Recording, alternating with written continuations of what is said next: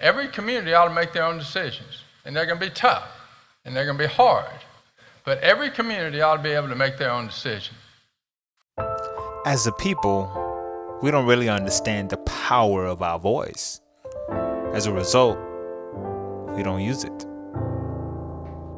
How much you think about the voting selection that you make? Do we even know the candidates that are running for office? Do we even know the offices that are up for election? When I ran in 2010, most people didn't know what the solicitor was. Most people didn't know what the solicitor did, and most people didn't really care.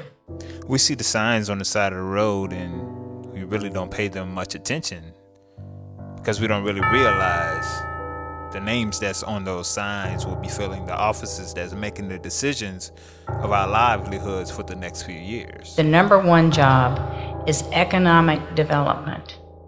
If we raise money, we have more money for our schools. We have more money for our teachers. We have more money for our families. And that is the number one job of the governor in this state. We are personally responsible for advocating for our own families and our own communities. In my community, it looks a certain way. Across the street, it looks a different way. Why is that?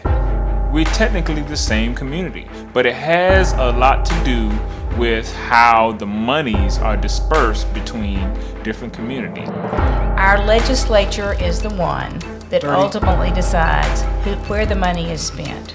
And they haven't been doing a very good job of taking care of our basic needs in this state for a very long time. How is your representative representing you? All I care about is doing the job and doing it properly, doing it fairly, and making sure that no matter if you're in 29209 or 29223, that you're going to be treated equally and fairly. We have to be personally responsible for the communities that we live in. We have to give an account and not allow things to continue to happen the way they do. Because if you don't care, they don't care. In most counties, the vast majority of people in public schools are black. They don't care. They don't care. They don't put the money in it. They don't put the energy in it. They don't put the focus in it. Affordable housing. See anybody caring about that? See, the affordable housing allowed the working middle class to be able to purchase homes, which build better communities and allow our children to have better opportunities. We've had a massive increase in neglect cases with seniors because we're not funding adult protective services.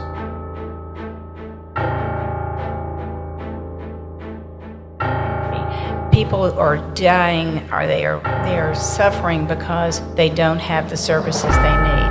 I've seen the hospitals closed, and I've heard the stories of people, one gentleman in particular, whose son was in a bad car accident, and the fact that he had to travel an hour to a critical care hospital, he believes, the father believes, cost him his son's life. That is a tragedy that was preventable. Everyone is affected when you don't use your voice.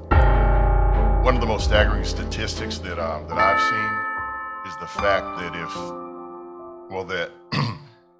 the scores of third grade students, the reading scores of third grade students, are used to determine and extrapolate facts. How many prisons are going to be built in this state? Yes. That's one of the most embarrassing statistics that I've ever seen.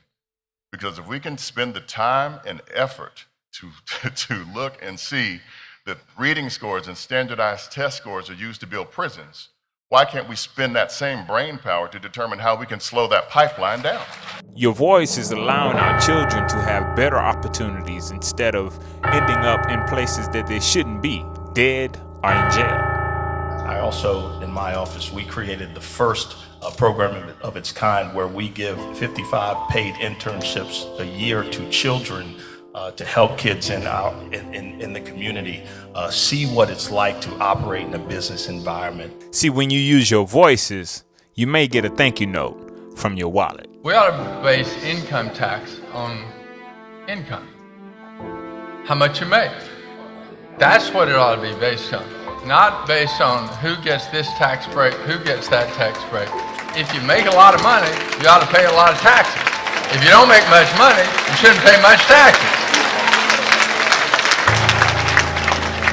We can't allow things to keep happening the same way, as in we sit back and see how the government is going to save us.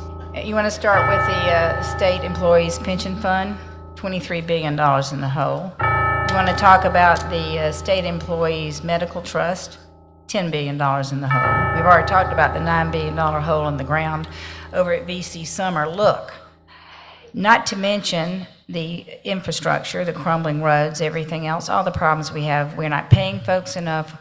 But here's the bottom line. You know what it takes? It takes more money. No matter how much leadership you want to espouse, if you don't have the money, you're whistling in the wind. Things has to change. Things have to change.